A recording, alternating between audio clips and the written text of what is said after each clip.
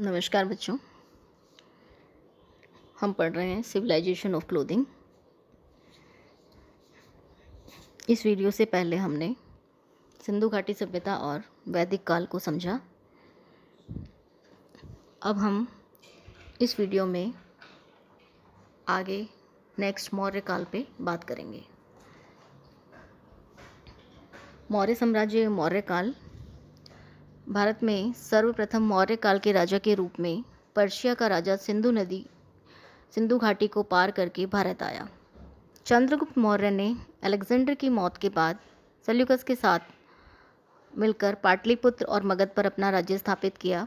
इसके बाद वह पंजाब से सिंधु घाटी तक अपने राज्यों के विस्तार में लगा रहा। भारत के प्रथम राजा के रूप में चंद्रगुप्त मौर्य ने 24 वर्षों तक शासन किया और पाटलिपुत्र को भारत की राजधानी बनाए रखा। इसके पश्चात चंद्रगुप्त का बिंदुसारा राज्य बना। मौर्य काल में भारतीय प्रिंटेड कॉटन का काफ़ी प्रचलन रहा। भारतीय प्रिंटेड कॉटन यानी मौर्य काल में प्रिंटेड कॉटन काफ़ी प्रचलित और लोकप्रिय रही, जो विभिन्न ईसाइयों के माध्यम से विदेशों तक भेजी गई और लोकप्रिय हुई। एक ग्रीक इतिहासकार ने लिखा है कि जंगली पौधे के फल से प्राप्त तंतु का उपयोग भारतीय मानव वस्त्र बनाने में करते थे और यह तंतु कॉटन था।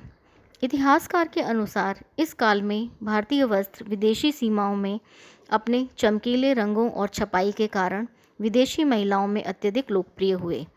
जब ईसा पूर्व 326 ईस्वी में अलेक्जेंडर भारत आया तो उसने इस क्षेत्र में भारत की प्रगति को देखकर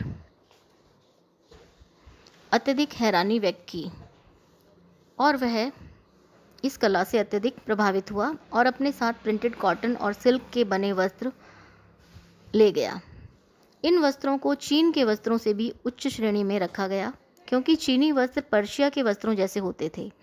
भारतीय वस्त्रों को फूलों वाले वस्त्र के नाम से जाना गया। अलेक्जेंडर ने अपने संग्रह में भारतीय वस्त्रों को भी रखा, जिसे लिनन का नाम दिया। अलेक्जेंडर के अनुसार भारतीय मूल के मनुष्य कॉटन के धोती कुर्ता जैसी संरचना वाले वस्त्र पहनते थे और चद्दर से वस्त्र को कंधे पर ओढ़कर रखा जाता था। इनके सिर पर पगड़ी होती थी। एक अन्य लेखक ने भारतीय जीवन की सादगी, वस्त्रों और गहनों के प्रति उनके आकर्षण का वर्णन किया है। यानी उस समय जो भी भारतीय थे वो धोती कुर्ता पहनते थे, सिर पर पगड़ी पहनते थे और कंधे पर एक शॉल जैसी संरचना वाला वस्त्र पहना जाता था, जो सम्मान का प्रतीक होता था और जो आवश्यकता पड़ने पर प्राकृतिक आवेग से मनुष्य की रक्षा भी करता था या ओढ़ने बिछाने रास्ते में चलते हुए कहीं भी उसको उपयोग में लिया जा सकता था। उसके अलावा जो भारतीय लोग थे उनका जीवन सादा था, मगर वस्त्रों और गहनों के प्रति उनकी अत्यधिक रुचि थी। भारतीयों के वस्त्र सोना, चांदी और अन्य धातुओं से सुसज्जित होते थे एवं भारतीय पत्थरों के गहने भी पहनते थे। ईसा पूर्व 320 ईस्वी से आगे आने वाले 300 वर्षों तक के इतिहास में विभिन्न परिधानों का वर्णन मिलता है।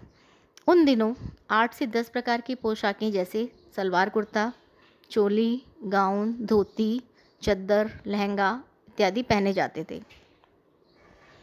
कुछ वस्त्रों पर पश्चिमी सभ्यता का प्रभाव भी दिखाई देता है। औरतें सिर पर महंगे हेडगियर्स पहनती थीं, जिनमें मुख्यतः शुक आकार, गोल एवं खोपड़ी आकार के होते थे। घास के तिनकों से बनी टोपियां भी प्रमुख रूप से पहनी जाती थीं। चोली या ऊपर के परिधान को एक गांठ या धागे से बांधा जाता था, जो पीछे की तरफ या आगे सीने के बीच में होती थी। चोली की नेकलाइंस काफ़ी आकर्षक और सजावटी बनाई जाती थी। यह माना जाता है कि इस समय परिधान के डिज़ाइन में स्थायित्व आया। इस समय परिधान क्षेत्रीय और जातीय आधार पर विभाजित हो गए और उच्च श्रेणी के सैनिकों, पादरी, पुजारी और महंगे व्यवसाय से जुड़े व्यक्तियों के लिए विशेष परिधान बनाए गए। सकीचा नामक परिधान उस समय बनाया जो विभिन्न डोरियों द्वारा शरीर पर बांधा जाता था। इस काल में हेडगियर्स में काफ़ी परिवर्तन हुए। हेडगियर यानी सिर पर पहने जाने वाले जो परिधान है विभिन्न रूपों में, जैसे टोपी है, पगड़ी है और अलग अलग तरह के ताज हैं, इस तरह से काफ़ी परिवर्तन हुए। पगड़ी धीरे धीरे केवल आदमियों ने पहनना जारी रखा, जबकि औरतों ने विभिन्न प्रकार के हेयर स्टाइल बनाने शुरू कर दिए। आदमी केवल पगड़ी तक सीमित रहा। औरतों के परिधान के रूप में 2 स्वतंत्र टुकड़ों के रूप में ऊपर व नीचे के भाग को ढकने के लिए प्रयोग किया गया। औरतों की धोती आदमी की धोती की अपेक्षा फर्श पर अधिक लटकती थी। औरतें सामान्यतः 1, 3, 5, 7 लड़ों वाला कमरबंद पहनती थीं। कुछ औरतें लुंगी पहनती थीं और सिर पर स्कार्फ ओढ़ती थीं। उनके अलावा डबल स्कर्ट के रूप में एक घाघरा पहना जाता था, जिसका एक भाग घुटने और दूसरा भाग टखने तक होता था। तो इस तरह से हम देखते हैं कि जो भी मौर्य काल आया, मौर्य काल में परिधानों के डिज़ाइन में काफ़ी परिवर्तन हुए, परिधानों की कैटेगरी भी अलग अलग हुई और उनको पहनने के तरीके, उनके डिज़ाइनिंग, उनमें आकर्षण क्षमता भी बढ़ाई गई। भारतीय वस्त्रों पर इस दौरान ग्रीक का प्रभाव भी नज़र आता है। भारतीय परिधान पर ग्रीक ने भी अपना प्रभाव डाला, जो उनके सिक्कों में देखने पर पता चलता है। उनकी देवी को शरीर से चिपका लंबी बाहों वाला ब्लाउज पहने दर्शाया गया है। शरीर के ऊपरी भाग पर ट्यूनिक और निचले भाग पर लुंगी दिखाई गई है। दाएं कंधे पर स्कार्फ फैला है, जो शरीर के पीछे के भाग को ढकता है। इसके अलावा ग्रीक युद्ध प्रतिमा पर विशेष प्रकार की साड़ी का पहनावा दर्शाया गया है, जो मथुरा की तरफ पहनी जाती है। इस साड़ी में एक भाग कमर से लेकर नीचे की तरफ प्लीट्स के रूप में गिरता है और दूसरा भाग सीधे हाथ व सीने को ढकता है। ग्रीक के आदमी नर्तक को फिटिंग वाला लंबी बाहों वाला प्रिंटेड वस्त्र पहने दिखाया गया है, जबकि सिपाही को पूरी बाहों का कोट जो आगे बटन द्वारा बंद होता है और पूरे तरह शरीर से चिपका रहता है। पेट के नीचे के हिस्से तक लंबा कोट होता है। इस कार्य में जब भारत में मुस्लिम आकर बसे तो सूती के साथ साथ ब्रोकेड का प्रचलन शुरू हुआ।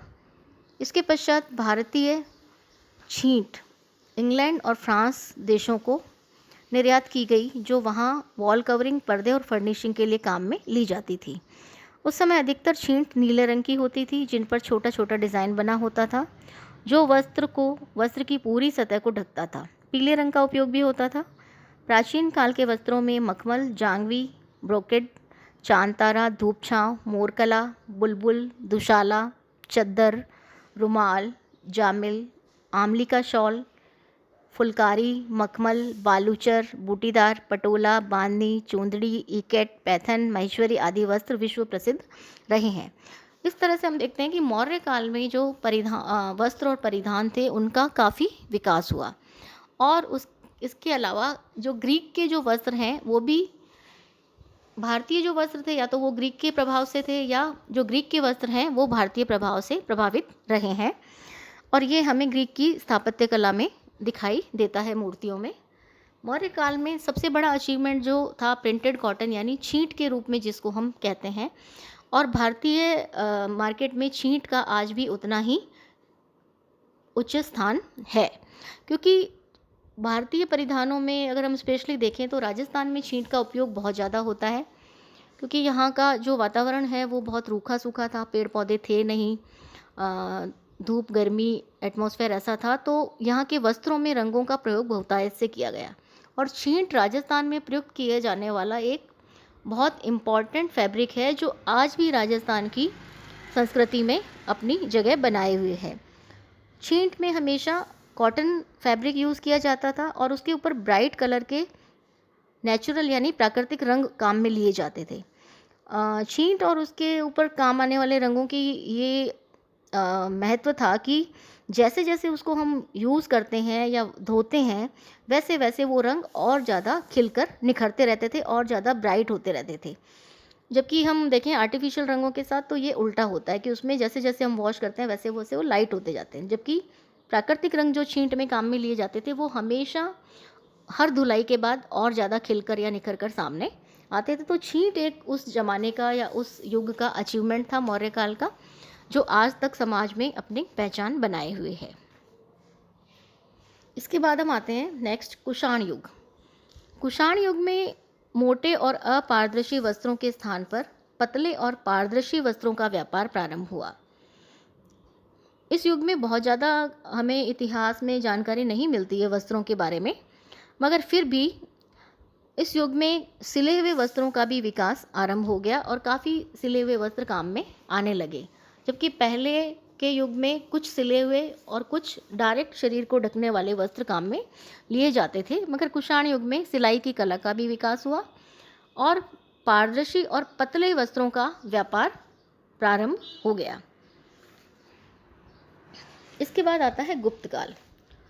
इस युग में विभिन्न राजाओं द्वारा विदेशों से औरतों को दासी के रूप में मंगवाया जाता था और भिन्न देशों से आने वाली स्त्रियों के साथ अलग अलग प्रकार के वस्त्र भी आते थे। इस कारण वस्त्रों के आकार प्रकार में काफ़ी परिवर्तन हुए। अजंता की गुफाओं के कीमती चित्रों में उस युग की यानी गुप्त काल की वस्त्रों को देखा जा सकता है। मलमल की चादर का उपयोग और उस पर कढ़ाई का प्रचलन भी रहा। इस युग में ईरानी, अफगानिस्तान और चीनी जातियों के संपर्क से वस्त्रों में कुछ नए डिज़ाइन आए। समुद्रगुप्त के सिक्कों में चूड़ीदार और चाक वाले कोट का प्रचलन, सिर पर टोपी, पैरों में घुटने तक लंबे जूतों का प्रचलन स्पष्ट परिलक्षित होता है। चंद्रगुप्त के विभिन्न सिक्कों में कोट का प्रचलन दिखाया गया है। इस युग में वस्त्रों की धुलाई और कलफ लगाने का संकेत मिलता है।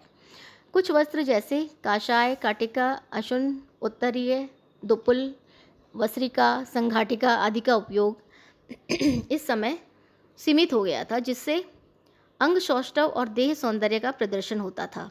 मथुरा की प्रश्नकालीन उस युग की जो नारियां थी और पुरुष भी कम वस्त्रों में दिखते थे।